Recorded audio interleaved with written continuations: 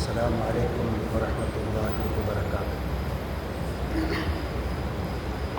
الحمد لله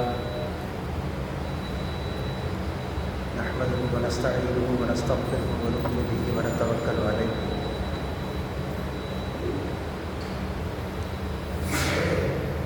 ونعوذ بالله من شرور أنفسنا ومن سيئات أعمالنا. من يهده الله فلا مضل له ومن يضلل فلا هادي له. ونشهد أن لا إله إلا الله وحده لا شريك له. ونشهد أن سيدنا محمدا عبده ورسوله.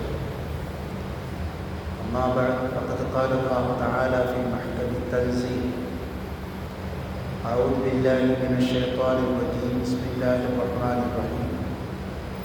وإذا رأوك يتخذونك إلا هزوا وهذا الذي بعث الله رسوله. قال النبي صلى الله عليه وسلم: خير الكلام كتاب الله وخير الهدي هدي محمد صلى الله عليه وسلم. صدق الله العظيم وصدق النبي الكريم. ربي أوزعني أن أشكر نعمتك التي أنعمت علي. اللهم اغفر شيوخنا ولجميع الحاضرين برحمتك يا أرحم الراحمين. அளவற்ற அருளாளன், நிகரற்ற அன்பாளன், எல்லாம் அல்ல அல்லாஹ்வின் திருநாமம் கொண்டு என் வார்த்தைகளை ஆரம்பம் செய்கிறேன். சலாமும் சலவாத்தும் கண்மணி நாயகம் முஹம்மது முஸ்தபா ரசூலுல்லாஹி ஸல்லல்லாஹு அலைஹி வஸல்லம் அவர்களின் மீது, அவர்களது உயர்ந்த வாழ்க்கை நெறியினை பின்பற்றிய சஹாபா பெருமக்கள், தாபீன்கள், தபூ தாபீன்கள், இமாம்கள், மேதைகள், இறைநேசர்கள், இறைவனுடைய அருளை எதிர்நோக்கி காத்திருக்கிற நம்மவர்கள் அனைத்து பெருமக்களின் இன்றைக்கும் உண்டாகுமாக ஆகும். அன்பிற்குரிய அல்லாஹ்வின் நல்லடியார்களே, ஃபுர்கான் என்கிற அத்தியாயத்தின் விளக்கங்களை தொடர்ந்து நாம் பார்த்துக் கொண்டிருக்கிறோம். அந்த வரிசையிலே இன்றைக்கு ஒரு சில வசனங்களுக்கான விளக்கங்களை இன்ஷா அல்லாஹ் பார்க்கிறோம். அல்லாஹ் சுப்ஹானஹு வ தஆலா சொல்கிறார்: வஇதா ரஅூக யத்தஹிதூனக இல்லா ஹுஸுவா. நபியே, அவர்கள் உம்மை பார்த்தார், இவரையா எங்களது தூதராக இறைவன் அனுப்பி வைத்தான் என்று பரிகாசமாக கேட்பார்கள் என்று அல்லாஹ் சுப்ஹானஹு வ தஆலா சொல்கிறார். கேலி செய்வது என்பது புறக்கணிப்பினுடைய உச்சகட்டம். ஒருவரை புறக்கணிக்க வேண்டும், ஏற்றுக்கொள்ளாமல் இருக்க வேண்டும் என்று சொன்னால் அவரை கேலி செய்தால் போதுமானது. அதுதான் வெறுப்பினுடைய, அவமானப்படுத்துவதனுடைய, புறக்கணிப்பினுடைய உச்சகட்டமாக இருக்கிறது. ஆனால் இன்னொரு வகையிலே பார்க்க போனால், அறியாத மக்களுடைய மடையர்களுடைய வேலைதான் கேலி செய்வது. அதற்கு மூசா அலைஹிஸ்ஸலாமுடைய காலகட்டத்திலே ஒருவர் கொல்லப்பட்டு விட்டார். அவரை கொன்றவர் யார் என்று தெரிய வேண்டும். மக்களெல்லாம் மூசா நபி அவரிடத்திலே வந்து, அல்லாஹ்விடத்திலே துஆ செய்து கேளுங்கள், கொலையாளி எப்படியாவது கண்டுபிடிச்சு கொடுங்க அப்படின்னு கேட்டாங்க. அதற்கு மூசா அலைஹிஸ்ஸலாம் அல்லாஹ்விடத்திலே துஆ செய்தார்கள். அல்லாஹ் சுப்ஹானஹு வ தஆலா ஒரு வழியை சொன்னார். ஒரு மாட்டை அறுத்து அந்த மாட்டினுடைய வாலை எடுத்து இறந்து போன பிரேதத்தின் மீது அடித்தார். அவர் எழுந்து என்னை கொன்றவர் இவர்தான் என்று சொல்லிவிட்டு திரும்ப இறந்து கொள்வார் என்று அல்லாஹ் சுப்ஹானஹு வ தஆலா சொன்னார். இதை சொன்னதும் அந்த மக்கள், அத்தத்தஹிதுனா ஹுஸுவா, எங்களை கேலி செய்கிறீர்களா என்று கேட்டார்கள். மூசாவிடத்தில் அந்த மக்கள் கேட்ட கேள்வி, எங்களை கேலி செய்கிறீர்களா? இறந்து ஒரு மாட்டை அறுத்து அதனுடைய வாலை எடுத்து அடித்தால் எப்படி பிணம் எழும், எப்படி அது பேசும் என்று அவர்கள் சொன்னார்கள். இப்போ அதற்கு அவர்கள், அந்த மக்கள் சொன்ன பதில் என்பது கேலி செய்கிறீர்களா என்பது. அந்த மக்களுடைய கேள்விக்கு ஹஜ்ரத் மூசா அலைஹிஸ்ஸலாம் சொன்ன பதில், அன் அகூன மினல் ஜாஹில், அஊது பில்லாஹி அன் அகூன மினல் ஜாஹில். அறிவற்றவர்களுடைய வேலையாக இருக்கிற கேலி செய்கிற குணத்தை விட்டும் நான் என் அல்லாஹ்விடத்திலே பாதுகாப்பு தேடுகிறேன் அப்படின்னு சொன்னேன். இப்போ கேலி என்பது அறிவற்றவருடைய வேலை. சிலரை பார்த்தா கேலி செய்து கொண்டே இருப்பார்கள். அதிலும் சில உறவு முறைகள் கேலிக்காக வேண்டி அனுமதிக்கப்பட்டது. தாத்தா பேரனுடைய உறவு, தாத்தா பேத்தியினுடைய உறவு, பாட்டன் பேரன், இது மாதிரி உறவுகள், கொழுந்தன் கொழுந்தி, இது போன்ற உறவுகள், மச்சான் மச்சினன், இது போன்ற உறவுகள் எல்லாம் கேலி செய்வதற்காகவே படைக்கப்பட்டதை போல எண்ணிக்கொண்டு ஏதோ ஒரு கருத்தியலிலே நாம் செய்து கொண்டிருக்கிறோம். சமயங்களில் சிலர்கள் அளவு கடந்து கூட கேலி செய்கிறார்கள்.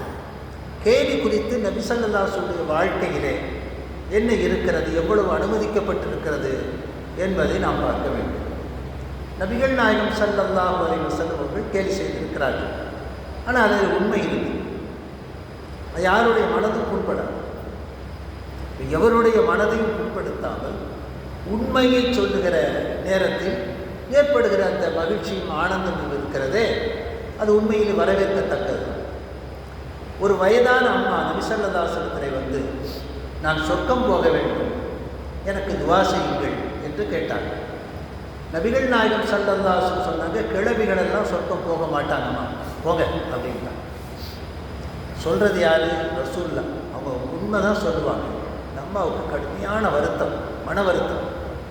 இந்த கிழவிகள்லாம் சொர்க்கம் போக மாட்டாங்கன்னா என்ன செய்கிறதுன்னு தெரியல, கவலையாக திரும்பி கொண்டு இருக்கும்போது திரும்ப நபி ஸல்லல்லாஹு அலைஹி வஸல்லம் அழைத்து, கிழவிகள் யாரும் கிழவிகளாக சொர்க்கம் போக மாட்டாங்க, 33 வயதுடைய இளமங்கைகளாக மாற்றப்பட்டு தான் சொர்க்கத்தில் இருப்பார்கள், நீங்கள் போகணுன்னே இந்த அம்மாவுக்கு அவ்வளவு ஆனந்தம். சொர்க்கத்தில் எல்லாருமே சமவயதுடைய இளவயதுடைய 33 வயசு ஆணோ பெண்ணோ குழந்தைகளாகவே இருப்பார்கள். மீதி மக்கள் எல்லாம் சொர்க்கத்திலே 33 வயதாக எத்தனை வயசில் இறந்து போனாலும் சரி அதுபோல் மாற்றப்பட்டு தான் இருப்பார்கள். அதைத்தான் நபிகள் நாயகம் ஸல்லல்லாஹு அலைஹி வஸல்லம் சொன்னாங்க, கிழவிகள் சொர்க்கம் போவதில். அதில் ஒரு உண்மை இருக்குது. அதுபோல் ஒருவர் நபியிடத்தில் வந்து எனக்கு வாகனம் செய்வதற்கு ஒரு ஒட்டகம் வேண்டும் என்று கேட்டார். நபி ஸல்லல்லாஹு அலைஹி வஸல்லம் சொன்னாங்க, இவருக்கு ஒரு ஒட்டக குட்டியை கொடுங்கள் என்று சொன்னாங்க.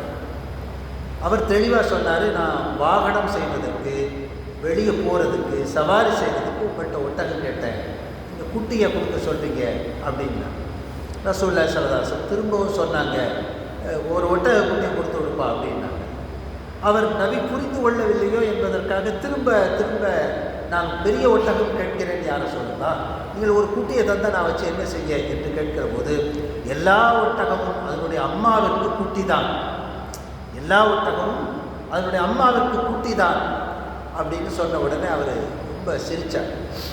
அப்போ இந்த இது மாதிரி நகைச்சுவைகளை நபி ஸல்லல்லாஹு அலைஹி வஸல்லம் தன்னுடைய வாழ்க்கையில் சொல்லியிருக்கிறாங்க. எங்கள் உஸ்தாது ஒரு நாள் பாடத்துக்கு வரல. அவங்க எப்படின்னா ரொம்ப கரெக்ட். வெள்ளைக்கார பேரன் நம்ம சாதாரணமாக சொல்லுவோம், வெள்ளைக்காரங்க கரெக்டாக இருப்பாங்க, அவங்கள மாதிரி இருக்கிறவங்க சும்மா சாதாரணனுடைய வழக்கு சொல்லல, வெள்ளைக்கார பேரன் அப்படின்னு சொல்கிற மாதிரி எங்கள் உஸ்தாது வந்து ரொம்ப கரெக்ட். 8:30 மணிக்கு பாடம் என்று சொன்னால் அவங்க சைக்கிளில் வருவாங்க, சைக்கிள் பெல் அடித்தா 8:30 அப்படின்னு கண்ணை மூடின்னு சொல்லலாம். அதுபோல் ஒரு நாளும் பாடத்துக்கு நேரம் தவறி வருவதில்லை. வேறு எதுவுமே கரெக்ட் டிசிப்ளின் ஒழுக்கம் அப்படின்னா அவங்கள பார்க்கலாம். ஒரு நாள் அவங்க பாடத்துக்கு வரலன்னா ஏன் வரல, லீவ் எடுத்திருக்கலாம், மேபி லீவ் எடுத்திருக்கலாம், ஏதோ ஒரு இது இருக்கலாம். அதனால் மாணவர்கள் நாங்கள் கேட்க மாட்டோம், நேற்று ஏன் வரலன்னு கேட்க மாட்டோம். மறுநாள் பாடத்துக்கு வந்தோடனே அவங்க கேட்டாங்க, நேற்று ஏன் நான் வரல அப்படின்னு கேளுங்கன்னாங்க. ஓ, நீங்கள் வரலங்கிறது நாங்கள் எப்படி கேட்க முடியும், இல்லை சும்மா கேளுங்க. அப்போ கேட்டாங்க, ஏன் உஸ்தாது வரல, நேற்று கார் வாங்க போனேன் கொல்லுன்னு எல்லாருமே சிரிச்சிட்டோம். கார் வாங்குகிற அளவுக்கு ஒரு உஸ்தாது கார் வாங்குவாங்க அந்த காலத்தில். 30 வருஷத்துக்கு முன்னாடி நான் சொல்கிறேன், 30 வருஷத்துக்கு முன்னாடி கார் வாங்குகிற பொருளாதார வசதி படைத்த ஆலிம்கள் யாரும் கிடையாது. சாதாரண ஒரு இயல்பான உஸ்தாத். அவங்க எங்கே கார் வாங்க போனாங்க. இதுக்கிடையில் உஸ்தாத் பொய் சொல்கிற ஆளும் கிடையாது, அதிகமாக கேலி செய்கிற ஆளும் கிடையாது. கார் வாங்க போனேன் அப்படின்னு சொன்ன உடனே நாங்கள் எல்லோரும் சிரிச்சிட்டோம். சிரித்த உடனே அவங்கள ஏன் சிரிக்கிறீங்க, நான் பொய் சொல்கிறேன்னு நினைக்கிறீங்களா? இல்லை உஸ்தாத், நீங்கள் பொய் சொல்ல மாட்டீங்க. அப்போ கேளுங்க, எப்படி கார் வாங்க போனீங்க, கார் வாங்குறதுக்கு என்ன சோர்ஸு அப்படின்னு கேளுங்க என்கிட்ட அப்படின்னாங்க. அப்போ கேட்டோம். ஆனால் கார் வாங்க போனேன், ஆனால் எனக்கு இல்லை, என்னுடைய நண்பருக்கு நான். அப்போ ஒரு ஒரு உண்மைதான் அது ஒரு சிரிப்பலையை, ஒரு மகிழ்ச்சியை உருவாக்குகிறது. இதைத்தான் இஸ்லாம் ஆதரிக்கிறதே தவிர எல்லாத்துக்கும் கேலி கிண்டல் என்பது அறிவற்றவனுடைய வேலை என்று ஹஜ்ரத் மூஸா அலைஹிஸ்ஸலாம் சொல்லி அல்லாஹ்ட்ட நான் பாதுகாப்பு தேடுறேங்கிறாங்க. அப்போது அல்லாஹ் சுப்ஹானஹு வ தஆலா இந்த வசனத்தில் சொல்கிறான், போயும் உங்களையா ஒரு தூதராக இறைவன் அனுப்பினான் என்று கேட்டு ஏளனம் செய்தார்கள், கேலி பரிகாசமாக சொல்கிறார். அவங்களுக்கு ஒரு கோபம் இருந்துச்சு. இதுவரைக்கும் தோன்றிய நபிமார்கள் எல்லாம் பனூ இஸ்ரவேலுடைய கிளையில் வந்தவர்கள். ஹஜ்ரத் முஹம்மது ஸல்லல்லாஹு அலைஹி வஸல்லம் அவர்கள் மாத்திரம்தான் ஹஜ்ரத் இப்ராஹிம் அலைஹிஸ்ஸலாமுடைய கிளையில் வந்தவர்கள். இப்போ இதுவரைக்கும் நபிகள் பயணித்த அந்த குடும்ப தொடர்பு என்பது வேறு, இது ஒன்று வேறு. அல்லாஹ் யாரை நாடுறானோ அவங்கள கொடுப்பான். இப்பவும் கூட நம்மள்கிட்ட நம்ம சமுதாயத்தில் உள்ள சில அறிவுஜீவிகள் ஏன் பெண்களை நபியை அனுப்பலை, பெண்களை அனுப்புனா எல்லாம் மொத்தமாக ஈமான் கொண்டுருவாங்களா, அல்லாஹ்வுக்கு தெரியாதா? நம்ம அந்த காரணத்தை நம்மால் புரிந்து கொள்ள முடியவில்லை என்கிற அளவிற்கு தான் வைத்துக் கொள்ள வேண்டும். தீனுடைய விஷயத்தில் ரொம்ப ஆழமான சிந்திக்கக்கூடாதுன்னா சிந்திக்கிறது நமக்கு தெரியாது, அதற்கான அறிவு கொடுக்கப்படவில்லை என்றுதான் அர்த்தமே தவிர சிந்தனைக்கு முட்டுக்கட்டை போடுகிறது என்று அர்த்தம் இல்லை. பெண்ணுடைய படைப்பினுடைய நோக்கமே வேறு. அதான் சொன்னாங்க, பெண்களை ஏன் நபியாக அனுப்பவில்லை? ஏன் அனுப்பவில்லை? நபிகளை பெறுவதற்கான மிகப்பெரிய வேலை அவர்களுக்கு இருந்தது, அதனால அனுப்ப. நபிமார்களை பிரசவிக்கிற வேலை, நபிமார்களை ஒழுக்கப்படுத்துகிற வேலை, நபிமார்களை ப்ரொடெக்ட் பண்ணுற வேலை அவர்களுக்கு அல்லாஹ் சுப்ஹானஹு வ தஆலா உயர்ந்த வேலையை கொடுத்துருக்கிறார். ஆனால் நம்ம எப்போதுமே எதிர்மறையாக மாற்றி சிந்தித்து பழக்கப்பட்ட காரணத்தினாலே நாம் இப்படி எல்லாம் கேள்வி கேட்கிறோம். ஏன் இப்படி அல்லாஹ் படைக்கவில்லை, ஏன் இதை செய்யவில்லை இப்போ கேட்டுக்கிட்டே இருக்கும். அது மாதிரி தான் பெண்களை ஏன் ரசூலாக அனுப்பவில்லை, அதனால் என்ன? அல்லாஹ் சுப்ஹானஹு வ தஆலா ஒவ்வொன்றுக்கு ஒரு காரணம் வச்சுருக்கான். பெண்கள் படைக்கப்பட்டதனுடைய நோக்கமே குடும்பத்தை நிர்வகிப்பதற்கு. ரஷ்யாவில் கோப்பச்சேவ் அப்படின்னு ஒரு அதிபர் இருந்தார். அவர் ஒரு முறை டிவிக்கு இன்டர்வியூ கொடுக்குறார். அவர் சொல்கிறாரு, ரஷ்ய பெண்களை நாம் வீதிக்கு கொண்டு வந்து விட்டோம். எல்லா அலுவலகங்களிலும் எல்லா வேலை பார்க்கும் இடங்களிலும் பெண்களை ஆண்களுக்கு நிகராக நாம் முன்னேற்றி கொண்டு வந்து விட்டோம். ஆனால் இதனுடைய பின்னணியில் ரஷ்ய குடும்பங்கள் உடைந்து போய்விட்டது, சிதைந்து போய்விட்டது என்று சொல்கிறார். இந்த குடும்பத்தை சீரமைப்பதற்கு, குடும்பத்தை வழிநடத்துவதற்கு, கட்டமைப்பதற்கு பெண்களுடைய இடத்தில் யாருமே இருக்க முடியும். ஒரு அம்மா இல்லை, அந்த அம்மாவுடைய இடத்தை ரீப்ளேஸ் பண்ணுறதுக்கு அம்மாவுடைய அம்மாவால் மட்டும்தான், அதுவும் 60% 60% தான் செய்ய முடியும் என்று நம்ம சொல்லலை, உளவியல் சொல்கிறது. ஒரு மிகப்பெரிய ஆராய்ச்சிக்கு பிறகு உளவியல் சொல்கிறது, அம்மாவுடைய இடத்தை அம்மாவின் அம்மா பூர்த்தி செய்ய முடியும், 100% பூர்த்தி செய்ய முடியாது. அப்போ அம்மாவுடைய தங்கை, சிற்றன்னை, இரண்டாம் தாரமாக வரக்கூடியவள், அல்லது மாமி, உறவுக்கார பெண்கள், அல்லது பணிப்பெண்கள், தாதிகள், பள்ளிக்கூடத்தின் ஆயாக்கள், டீச்சர்ஸ் வர முடியுமா? முடியாது. அம்மா என்கிற இடத்தை அம்மாவை தவிர வேறு யாராலும் விட்டு நிரப்ப முடியாது. நபிகள் நாயகம் ஸல்லல்லாஹு அலைஹி வஸல்லம் சொல்கிறாங்க, உங்களது சொர்க்கம் உங்கள் அன்னையின் காலடியில் இருக்கிறது. அது ஒரு வார்த்தை போதுமானது. அம்மாவிற்கு எவ்வளவு அந்தஸ்து கொடுக்கிறோம். நான் பெற்றோர்களில் யாருக்கு நான் அதிகம் கடமைப்பட்டிருக்கிறேன் என்று ஒரு சஹாபி கேட்கும்போது நபி ஸல்லல்லாஹு அலைஹி வஸல்லம் சொன்னாங்க, உன்னுடைய அம்மாவுக்கு. இரண்டாவது கேட்டார், உன்னுடைய அம்மாவுக்கு. மூன்றாவது கேட்டார், உன்னுடைய அம்மாவுக்கு. நாலாவது கேட்டார், உன்னுடைய தந்தை. 3 முறையும் நபிகள் நாயகம் ஸல்லல்லாஹு அலைஹி வஸல்லம் அம்மாவுக்கு என்று சொன்னார். அம்மாவுடைய பொருத்தம் இல்லாமல், அம்மாவுடைய வழிகாட்டுதல் இல்லாமல், அம்மாவுடைய அரவணைப்பு இல்லாமல் ஒரு குழந்தை மிகச் சரியாக வளரும் என்று சொல்ல முடியாது. அல்லாஹ் சுப்ஹானஹு வ தஆலா ஸல்லல்லாஹு அலைஹி வஸல்லம் அவர்களை குறைந்தபட்சம் ஒரு 6 ஆண்டுகள் அம்மாவுடைய வளர்ப்பில், ஆனால் அது அரபு நாட்டு வழக்கப்படி அம்மாவுடைய கண்காணிப்பில் இருந்தாலும் அது ஒரு தாதி இடத்துல, ஒரு இன்னொரு பணிப்பெண் இடத்துல பாலூட்டும் செவிலி தாய் இடத்துல வளரக்கூடியது அங்கே உள்ள கல்ச்சர். அந்த கலாச்சாரத்தினுடைய அடிப்படையில் ரசூலுல்லாஹி ஸல்லல்லாஹு அலைஹி வஸல்லம் அவங்க ஹலீமத்து ஸஅதிய்யா அப்படிங்கிற அம்மாட்ட வளர்ந்தாங்க. ஏன் செவிலி தாய்கள்கிட்ட அனுப்புகிறாங்க அரபு மக்கள் அப்படிங்கிறதுக்கு பல்வேறு காரணங்கள். முதலிலே அவர்களுக்கு மொழி அறிவு கிடைக்கும். மொழி எங்கே நல்ல வளமாக இருக்கும்னா கிராமங்களில் இருக்கும், நகரங்களில் தேர்ந்துடும். எல்லா இடத்திலும் உள்ள செய்யலாம். எனவே கிராமங்களில் நகரத்தினுடைய பகட்டு எட்டி பார்க்காத பகுதிகள் அங்கே மொழி அறிவு நல்லா இருக்கும், நல்ல கலாச்சாரம் இருக்கும், நல்ல ஒழுக்கங்கள் இருக்கும். எனவே அந்த சூழலில் வளர வேண்டும் என்பதற்காக எல்லா பணக்கார ஓரளவு வசதி படைத்த எல்லா பெற்றோர்களும் தன்னுடைய குழந்தையை செவிலி தாயிடம் ஒப்படைக்கிற ஒரு பழக்கம் இருந்தது. ஓராண்டுகளோ 6 மாதங்களோ வளர்த்து கொண்டு வந்து திரும்ப அந்த பிள்ளையை காட்டுவாங்க. பெற்றோர் வீட்டில் காட்டிட்டு செலவுக்கு பணம் வாங்கி கொண்டு போவது. அப்போ அவங்களுக்கு ஒரு வருமானம், இவர்களுக்கு ஒரு ரிலாக்ஸேஷன். குழந்தை நல்ல ஒரு கல்வி அறிவோடும் மொழி அறிவோடும் நாகரிகத்தோடும் அது வளர்வதற்கான சூழல் என்கிற இந்த பின்னணியில் தான் நபிகள் நாயகம் ஸல்லல்லாஹு அலைஹி வஸல்லம் அவங்க அந்த செவிலி தாய்கிட்ட வளர்றாங்க. ஆனாலும் அன்னையிடத்தில் அன்னையினுடைய பரிச்சயம் இருக்கிறது, அன்னையிடத்துடைய தொடர்பு இருக்கிறது. அன்னையினுடைய எல்லா நன்மைகளும் அவளுக்கு கிடைக்கும். பின்னாடிலே அவங்க அன்னையுடைய மக்பராவுக்கெல்லாம் போய் ஜியாரத் செய்ய போயிருக்காங்க ரசூலுல்லாஹி ஸல்லல்லாஹு அலைஹி வஸல்லம். இப்போ அம்மாவுக்கு நிறைய இடம் கொடுத்தாங்க. சையதுனா அலி ரலியல்லாஹு அன்ஹுடைய அம்மா இவங்களை சொந்த குழந்தை, ஏற்கனவே உறவு, சொந்த குழந்தை போல வளர்த்தாங்க. அப்போ அதை பின்னால் அவங்க வஃபாத்தில் சொல்லி காட்டுறாங்க, என் அன்னையின் இடத்திலிருந்து என்னை வளர்த்தீர்கள். ஜனாசாவை கிடக்கிறாங்க, சொல்கிறாங்க, என் அன்னையின் இடத்திலிருந்து என்னை வளர்த்தீர்கள். நன்றியோடு நினச்சி பார்க்கணும்.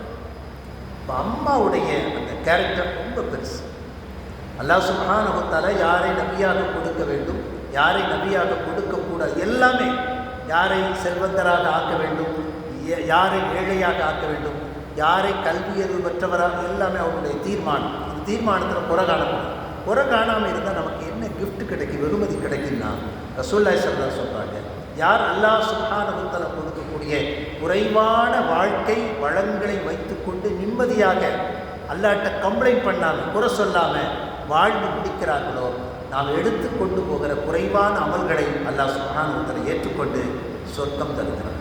நாம் அவளை கம்ப்ளைண்ட் பண்ணலை அல்லாஹ்ட்ட, அல்லாஹ் நம்மளை திரும்ப கம்ப்ளைண்ட் பண்ண, நீயே எனக்கு தரலன்னு கேட்கல, நீ என்னை ஏழையாக படைத்தாய் என்று நான் கேட்கல, என்னை ஏன் முட்டாளாக படைத்தாய் என்று கேட்கல, என்னை ஏன் தலைவனாக ஆக்கலன்னு கேட்கல, எனக்கு ஏன் வசதி வாய்ப்புகளை தரலன்னு கேட்கல, என்னையே ஒரு சாதாரண குடிசையில் பிறக்க வைத்தாய் என்று நாம் குற்றம் சொல்லவில்லை.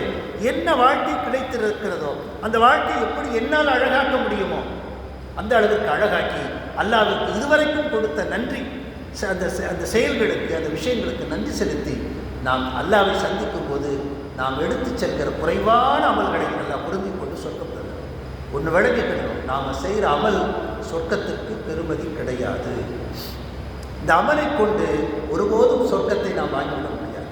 அல்லாஹ் சுப்ஹானஹு வ தஆலாவுடைய மன்னிப்பை கொண்டும் அவருடைய கருணையை கொண்டும் தான் நமக்கு சொர்க்கம் கிடைக்கும். நபி ஸல்லல்லாஹு அலைஹி வஸல்லம் ஷஃபாத்தை கொண்டு தான் நமக்கு சொர்க்கம் கிடைக்கவே ஒழிய நாம் எடுத்து செல்கிற இந்த அமல்கள் அது சொர்க்கத்துக்கு தகுதி என்று நிச்சயமாக எண்ணக்கூடாது. ஏனென்றால் அதனுடைய தராதரம் என்பது மறுமையில் தான் தெரியும். ஒன்றையும் உரசி பார்ப்பார்கள் இல்லையா, தங்கம் நன்ற தங்கமா, எத்தனை கேரட் தங்கமானது, எவ்வளவு செப்பு கலந்திருக்கிறது என்பதை உரசி பார்க்கிற கட்டத்தில் தான் தெரியும். வீட்டில் இருக்கிறவோ தெரியாது. நாம் சுத்த தங்கம் என்று நினைத்து கொண்டு இருப்போம். ஆனால் கடைக்கு போன பிறகுதான் அதனுடைய தரம் தெரியும். அதுபோல மறுமையிலே நாம் செல்லும் போது தான் நம்முடைய அமல்களின் தரம் தெரியும். அல்லாஹ் சுப்ஹானஹு வ தஆலா ஒரு ஆயத்தை இருக்கிறார், இன்னல்லாஹ அஷ்தரா மினல் முஃமினீன பிஅம்வாலிஹிம் வ அன்ஃபுஸிஹிம் பிஅன்ன லஹுமுல் ஜன்னah. அல்லாஹ் சுப்ஹானஹு வ தஆலா முஃமின்களுடைய உடைமைகளையும் பொருட்களையும் விலைக்கு வாங்கிவிட்டு அதற்கு பகரமாக சொர்க்கம் தருகிறார். நல்ல வசனம் இல்லையா? அல்லாஹ் சொர்க்கம் தர்றான், அதற்கு நம்முடைய அமல்களையும் உடைமைகளையும் எல்லாத்தையும் வாங்குறான், உயிர்களையும் வாங்குறான். ஒரு சராசரி வசனம். சரி, அபூபக்கர் சித்திக் ரலியல்லாஹு அன்ஹு அழுதாங்க. ஏன்னா அவங்களுக்கு தான் அதனுடைய உள்ளர்த்தம் புரியும். சஹாபாக்கள் சொன்னாங்க, இந்த வயசான ஆளுக்கு வேலையே இல்லை, எந்த வசனம் இறங்கினாலும் உட்காந்து அழுதுட்டு இருக்கிறாரு, இதுவே இவருடைய வேலையாக போச்சு. இதாஜா ரசூலுல்லாஹி வல் ஃபத்ஹ், அல்லாஹ்வுடைய வெற்றியும் அல்லாஹ்வுடைய உதவி வந்துவிட்டால் அஃப்வாஜா, மக்கள் கூட்டம் கூட்டமாக இந்த இஸ்லாத்தில் நுழைவார்கள். இறைவனிடத்தை பாவ மன்னிப்புகள் தஸ்மீ செய்யுங்கள். இன்னஹு கான தவ்வாபா, அல்லாஹ் மன்னிப்பாளனாக இருக்கிறான் என்கிற இந்த வசனம் இறங்கும் போதும் சையத்னா அபூபக்கர் சித்தீக் ரலியல்லாஹு அன்ஹு அவர்கள் அழுதார்கள். இது வெளிப்படையிலே ஒரு நல்ல செய்தி தான். மக்கள் இந்த தீனை நோக்கி, இந்த மார்க்கத்தை நோக்கி கூட்டம் கூட்டமாக வருவது என்பது எவ்வளவு நல்ல காரியம். இதற்கு சந்தோஷப்பட வேண்டும் தானே. ஏன் இவர்கள் அழுகிறார்கள் என்ற போது சையத்னா அபூபக்கர் சித்தீக் ரலியல்லாஹு அன்ஹு சொன்னாங்க, மக்கள் கூட்டம் கூட்டமாக இந்த தீனுக்கு வந்து விட்டால் நபியுடைய வேலை முடிந்து விட்டது தானே. அப்போ நபி ஸல்லல்லாஹு அலைஹி வஸல்லம் இறக்கப் போகிறார்கள் என்பதற்கான முன்னறிவிப்பு என்று விளங்கினார்கள் சையத்னா அபூபக்கர் சித்தீக் ரலியல்லாஹு. அதுபோலத்தான் இன்னல்லாஹ் அஷ்தரா மினல் முஃமினீன பிஅம்வாலிஹிம் வஅன்ஃபுஸிஹிம் பிஅன்ன லஹுமுல் ஜன்னah, சொர்க்கத்துக்கு பகரமாக முஸ்லிம்களுடைய உயிர்களையும் உடைமைகளையும் நான் விலைக்கு வாங்குகிறேன் என்கிற இந்த வசனத்தை கேட்டும் சையத்னா அபூபக்கர் அவர்கள் அழுதார். அவங்க சொன்னாங்க, நான் என் உடலையும் உயிரையும் எடுத்துக்கொண்டு போய் அல்லாஹ்வின் சன்னிதானத்தில் ஒப்படைக்கிற போது அது ஒருவேளை செல்லா காசாகிவிட்டால், எப்படி கடைக்கு போகும்போது பணம் செல்லலைன்னா எவ்வளவு பொருள் வாங்கியிருந்தாலும் ரிஜெக்ட், காசை வச்சுட்டு பொருளை எடுத்துகிட்டு போன்னு சொல்லிடுவோம். என் வீட்டுக்கு வந்துடலாம், தெரிஞ்சவங்கள்ட்ட கடன் வாங்கலாம், அல்லது நாளைக்கு தரேன்னு சொல்லலாம். பழக்கமாக இருந்தால் ஏதோ ஒரு வழி இருக்கிறது, அந்த பொருளை வாங்குவதற்கு வழி இருக்கிறது. மறுமை ஒன்றே, திரும்ப வர முடியாது. அங்கே என்னுடைய அமல்கள் செல்லாது என்று அறிவித்து விட்டால் நான் என்ன செய்வேன் என்று அழுதார்கள். யார்? உலகத்தில் வாழும்போது உண்மையே சொன்ன முஹம்மது ஸல்லல்லாஹு அலைஹி வஸல்லம் அவருடைய வாயினால் நீங்கள் சொர்க்கவாசி, சொர்க்கத்தை கொண்டு நன்மாராயம் சொல்லப்படுகிற 10 நபர்களில் நீங்கள் முதன்மையானவர்கள் என்று சொல்லப்பட்ட சையத்னா சித்தீக் ரலியல்லாஹு அன்ஹு. இதுதான் அவருடைய நிலை. சஹாபாக்கள் அவ்வளவு ஒரு எதிர்பார்ப்போடும் இறையச்சத்தோடு இருந்தார். ஈமான் என்பது இறை அச்சத்திற்கும் ஆதரவிற்கும் மத்தியில் இருப்பது என்று நபிகள் நாயகம் ஸல்லல்லாஹு அலைஹி வஸல்லம். அப்போ இந்த மக்கள் இந்த நபியை ஏற்றுக்கொள்ள மாட்டேன் என்று புறக்கணிக்கிறார்கள். இந்த புறக்கணிப்பினுடைய உச்சமாக கேலி செய்கிறார்கள், பரிகசிக்கிறார்கள்.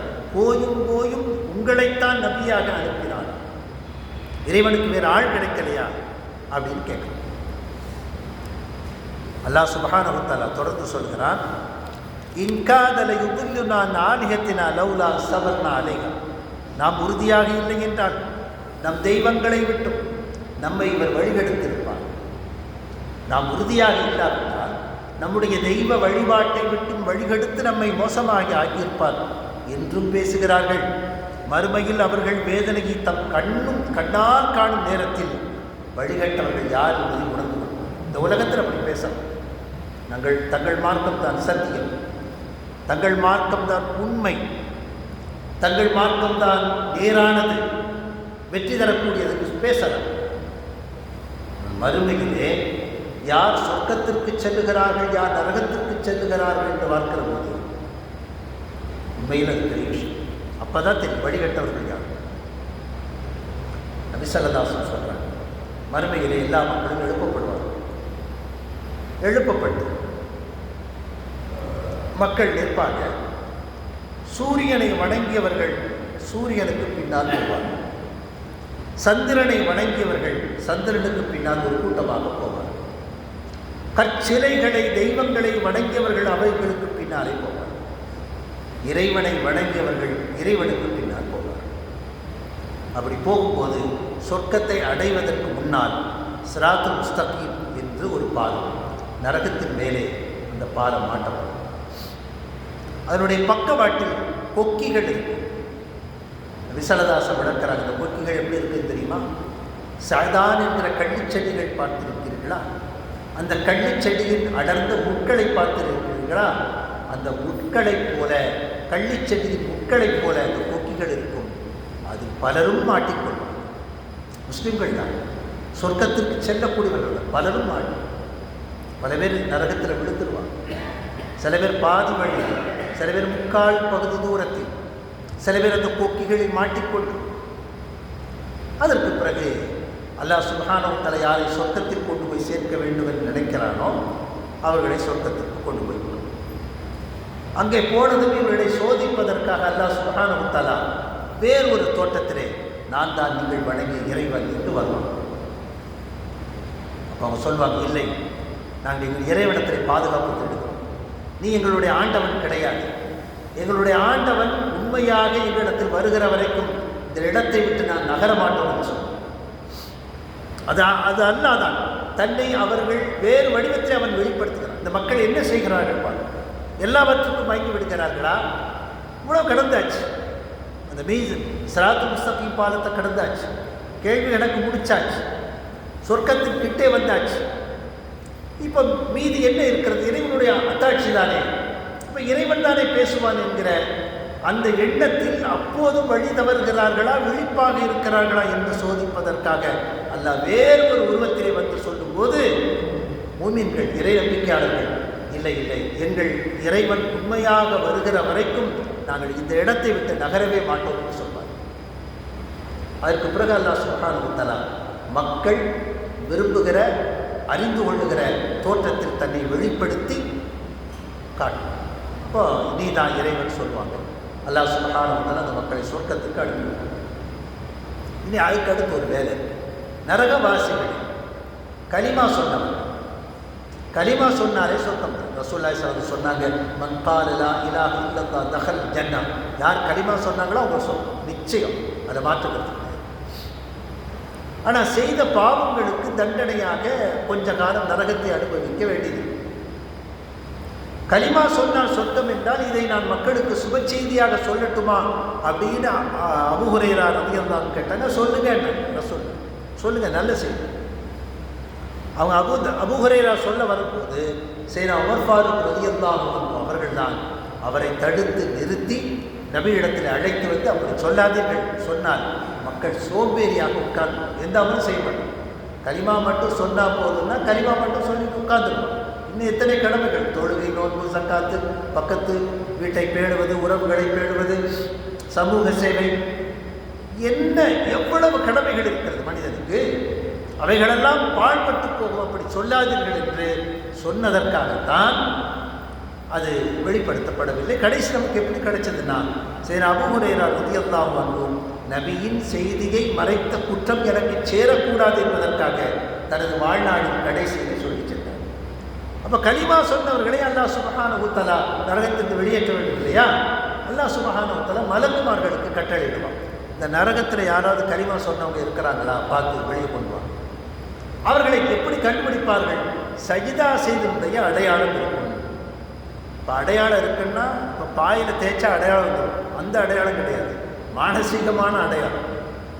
அப்போ நெத்தியில் காய்ப்பு இல்லாதவர்கள்லாம் பயப்படக்கூடாது. ஆஹா, நமக்கு சஜிதா செய்த அடையாளம் இல்லையே, நம்மளை மலக்குமார்கள் தெரிவார்களா மாட்டார்களா, அப்படி கிடையாது. மானசீகமான ஒரு அடையாளம் தெரியும்.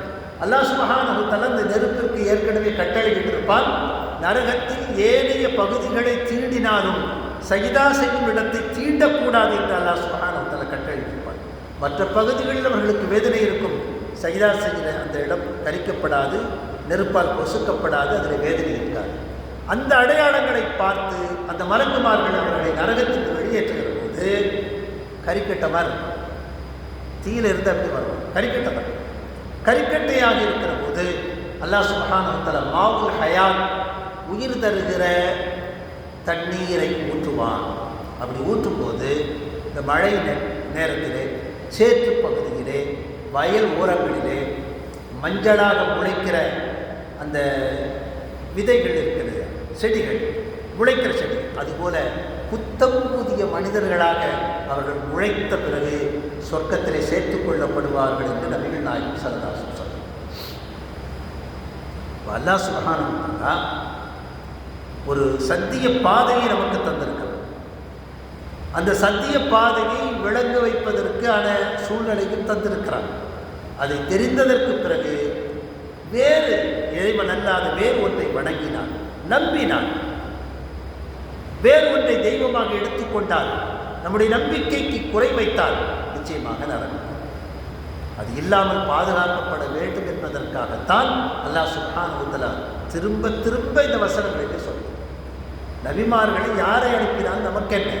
அல்லாஹ்வுடைய தூதர் என்று சொல்லுகிறார். அதற்கான இலக்கணங்கள் இருக்கிறது, அடையாளங்கள் இருக்கிறது. ஏற்றுக்கொண்டு அவர் சொல்வதை கேட்டுக்கொண்டு போவதால் மனிதனுக்கு அழகு. ஆனால் இவனிடத்தில் இருக்கக்கூடிய ஷைத்தான் பல்வேறு காரணங்களை சொல்கிறார். கோயில் இவரா நபி, வேற ஆள் கிடைக்கலையா? சில பேர் அப்படிதான் சொல்லி, இவரையா அனுப்பியிருக்காங்க, இவர் தானா? அது கேட்க தேவை. யாரை அனுப்பினாலும் முதலாளி மேலே உண்மையான அக்கறையும் பாசமும் இருந்தால் அவர் அனுப்புகிற நாய்க்குட்டியை கூட நாம் மதிப்போம். ஏன்னா அனுப்புறது முதலாளி, எனது முதலாளி. அவர் ஒரு நாய்க்குட்டி ஏன் அனுப்புகிறார் என்று ஆராய்ச்சி செய்ய மாட்டோம். ஆனால் நுபுவத்தை ஏற்றுக்கொள்ளாத மக்கள் தான் இந்த நபிமார்களை ஏன் இப்படி அனுப்புகிறார்கள் என்று கேலி செய்கிறார்கள். அது மட்டுமல்ல, நல்ல வேளை நாம் உறுதியாக இருந்தோம், எனவே தான் நம்முடைய தெய்வங்களுடைய வழிபாட்டில் நாம் விலகவில்லை என்று இன்றைக்கு பெருமை பேசிக் கொண்டிருக்கிறார்கள். மறுமையிலே உண்மையில் வழிகட்டவர்கள் யார் என்பதை உணரும் தருணம் வருகிற பொழுது அவர்கள் புரிந்து கொள்வார்கள் என்று அல்லாஹ் சுப்ஹானஹு வ தஆலா சொல்கிறார். மறுமையில் புரிவது ஒரு பெரிய விஷயம் அல்ல. சொல்லப்போனால் சக்கராத்தில் எல்லாம் புரிஞ்சிடும், அது பெரிய மேட்ரு கிடையாது. அது நிச்சயமாக அந்த நேரம் வரைக்கும் போகக்கூடாது. கடைசியில் புரிஞ்சு உயிர் தொண்டை குழியை அடைகிற போது ஒரு மனிதனுடைய எல்லா நிலைமையும் தெரிஞ்சு நாம் எப்படி இருக்கிறோம், எப்படி இருக்கணும், உண்மையில் இங்கே என்ன நடக்கு. அல்லாஹ் குர்ஆன்ல ஒரு வசனத்தில் சொல்கிறான், சொந்தக்காரர்கள் எல்லாம் இவருக்கு எங்கே மருத்துவம் செய்யலாம் என்று பேசிக்கொள்வார்கள். வக்கீலவன்றா, சொந்தக்காரங்கள்லாம் கூடி பேசுவாங்க, இவற்றை காட்டியாச்சு அவற்றை காட்டியாச்சு, அடுத்து யாற்றை காட்டலை, இந்த டாக்டரை பார்க்கலான்னு பேசிக்கிடுவாங்க. ஒதல்ல அன்னஹுல் ஃபிராக், அந்த சுகவீனப்பட்டு கிடக்கிறார் இல்லையா, அவர் தான் முதல்ல உணர்வாராம் இதுதான் கடைசி தருணம். டாக்டர் கூட ரெண்டாவது செக் பண்ண பிறகு செக் பண்ணுறதுக்கு முன்னாடியே தனது நிலையை அவர் அறிந்து கொள்வார். அப்போ அந்த அறியும் கடைசி தருணத்திலே தௌபாவுடைய வாசல்கள் எல்லாம் அடைக்கப்பட்டு விடும். அதற்கு பிறகு என்ன பிரயோஜனம்? கத்தினாலும் கதறினாலும் அல்லாஹ்விடத்திலே மண்டியிட்டாலும் முறையிட்டாலும் அது ஏற்றுக்கொள்ளப்படும். அல்லாஹ் சுப்ஹானஹு வ தஆலா ஒரு நீண்ட நெடிய வாழ்க்கையை தந்திருக்கிறார். நபிகள் நாயகம் ஸல்லல்லாஹு அலைஹி வஸல்லம் சொன்னாங்க, முன்பின் பாவங்கள் மன்னிக்கப்பட்ட நானே ஒரு நாளைக்கு 70க்கும் மேற்பட்ட முறைகள் அல்லாஹ்விடத்திலே என் பாவம் மன்னிக்கப்பட வேண்டும் என்று பாவ மன்னிப்பு கேட்கிறேன்னு சொன்னாங்க. அப்போ நம்ம நிறைய பாவம் கேட்டுக்கொண்டே ஒரு நாளைக்கு குறைந்தபட்சம் 100 முறையாவது அஸ்தக்ஃபிருல்லாஹ், அது இறைவா என்னுடைய பாவத்தை மன்னித்து விடு என்று நம்முடைய பாவங்கள் மன்னிக்கப்படுவதற்கு அல்லாஹ்விடத்தில் கேட்டுக்கொண்டே இருக்க வேண்டும். நபிகள் நாயகம் ஸல்லல்லாஹு அலைஹி வஸல்லம் சொன்னாங்க, சய்யிதுல் இஸ்திக்ஃபார், பாவ மன்னிப்பினுடைய தலைவன் அப்படின்னு ஒரு துஆவை கற்றுக் கொடுத்தாங்க. அல்லாஹும்ம அன்த ரப்பி லா இலாஹ இல்லா அன்த ஹலக்தனி வ அன அப்துக வ அன அலா அஹ்திக, ஒரு நீண்ட ஒரு துஆ. நபிகள் நாயகம் ஸல்லல்லாஹு அலைஹி வஸல்லம் சொன்னாங்க, யார் இதை காலையில் ஓதுகிறாரோ அன்றைக்கு மாலையில் மரணித்தால் அவர் நேரே சொர்க்கம் செல்கிறார். மாலையில் ஒருவர் ஓதுகிறார், அன்றைக்கு இரவுக்குள்ளால் மரணித்தால் அவர் நேரே சொர்க்கம் சொல்லுகிறார் சொன்னார். அப்போ இந்த சய்யிதுல் இஸ்திக்ஃபார் என்கிறது மனப்பாடம் செய்து கொண்டோ பார்த்தோ தினசரி ஓதுகிற வழக்கத்தை நாம் உருவாக்கி வைத்துக் கொள்ள வேண்டும். எப்போதுமே இறைவனுடைய சிந்தனை, எப்போதெல்லாம் சிந்தனை மாறுகிறதோ அப்போதெல்லாம் அந்த சிந்தனையை மீட்டுருவாக்கம் செய்வதற்கான வழிகளைத்தான் அல்லாஹ் சுப்ஹானஹு வ தஆலா வெவ்வேறு காலகட்டங்களில் 5 நேர தொழுகை வைத்திருக்கிறார். சில மதங்களைப் போல காலையில் இறைவனை வணங்கினால் போதும், சில மதங்களைப் போல இரவில் வணங்கினால் போதும், சில மதங்களைப் போல வாரத்தில் ஒரு முறை இறைவனை கும்பிட்டால் போதும் என்று இல்லை. ஒவ்வொரு நாளும் வேறு வேறு டைமிங்ஸ். அந்த டைமிங்ஸை பார்த்தா ரொம்ப அற்புதமாக அந்த நேரங்கள் இருக்கிறதே, உலகத்தில் வேகமாக ஓடிக்கொண்டிருக்கிற நேரத்தை பிடித்து இழுத்து நுகருக்கு அல்லாஹ் சுப்ஹானஹு வ தஆலா வர வைக்கிறார். இதில் பெரிய ஆச்சரியம் என்னன்னா, நபிகள் நாயகம் ஸல்லல்லாஹு அலைஹி வஸல்லம் நுகருக்கு முன்னாலே உறங்கி இருக்கிறார். கட்டாயம் உலகம் விழித்து உணவுக்காக ஓடிக்கொண்டிருக்கிற வேளையிலே இந்த ஓட்டம் எனக்கு உணவை தரப்போவதில்லை, அல்லாஹ் தான் தருகிறான்னு சொல்லி அந்த நேரத்தில் உறங்கி இருக்கிறார். அந்த உறக்கம் எதற்கு கை கொடுக்கும் என்று சொன்னால், நடுநிசையிலே எழுந்து தஹஜ்ஜத்தை தொழுவதற்கு, அந்த நேரத்திலே அல்லாஹ்விடத்திலே கேட்பதற்கு அவர்களுக்கு உதவியாக இருக்கிறது. அப்போ மனிதனுடைய எண்ணங்களுக்கு முற்றிலும் அப்பாற்பட்டு அல்லாஹ் சுப்ஹானஹு வ தஆலா வேறு வேறு நேரங்களில் நமக்கு தொழுகையினுடைய நேரங்களை வைத்திருக்கிறார். இன்ன ஸலாத்த தன்ஹா அனில் ஃபஹ்ஷாஇ வல் முன்கர், நிச்சயமாக தொழுகை மானக்கேடான அருவருக்கத்தக்க காரியங்களை விட்டும் அவனை நீக்கிவிடும் என்று சொன்னாங்க. நபிகள் நாயகம் ஸல்லல்லாஹு அலைஹி வஸல்லம் சொன்னாங்க, ஒரு மரத்தின் கிளையை பிடித்து உலுக்கி இங்கிருந்து இலை விழுவதைப் போல பாவங்கள் உதிர்ந்து விடுகின்றார். இலை விழும்போது மரத்திற்கோ கிளைக்கோ வலிப்பதில்லை. அதுபோல ஒரு தொழுகையாளிடத்திலிருந்து பாவங்கள் செல்லுவது அவனுக்கு வலிக்காது, இடையூறு தராது, மன வருத்தங்களை உண்டாக்காது, அவனுக்கே தெரியாமல் அவைகளை அழைக்கப்படும். அதுதான் தொழுகையினுடைய விசேஷம். எனவே அல்லாஹ் சுப்ஹானஹு வ தஆலா நமக்கு வழிகாட்டும் போது, வான்மறை வழிகாட்டும் போது, நபிகள் நாயகம் ஸல்லல்லாஹு அலைஹி வஸல்லம் நபிமொழிகள் வழிகாட்டும் போது அது எதற்காக என்று ஆய்வு செய்து கொண்டிருக்காமல் அப்படியே பின்பற்றக்கூடிய சூழ்நிலை நாம் உருவாக்கப்பட வேண்டும். அல்லாஹ்வும் ரசூலும் நம்முடைய இருவுலக நன்மைக்குத்தான் சொல்லுவார்கள் என்று நாம் எண்ண வேண்டுமே தவிர தீவிரமான ஆராய்ச்சி செய்து கேலி செய்து ஏன் பெண்களை நபியாக அனுப்பவில்லை என்கிற போன்ற கேள்விகளை எழுப்பிக் கொண்டு குதர்க்கம் செய்து கொண்டிருப்பதால் நமக்கு ஒரு லாபம் கிடைக்கப் போவதில்லை. அப்படியே ஏற்றுக்கொள்வதில் தான் வெற்றி இருக்கிறது. அல்லாஹ் சுப்ஹானஹு வ தஆலா வெற்றி பெற்ற மக்களின் கூட்டத்தில் நம்மை இணைத்து வைப்பானாக. வாஹிரு தஅவானா அல்ஹம்துலில்லாஹி ரப்பில் ஆலமீன்.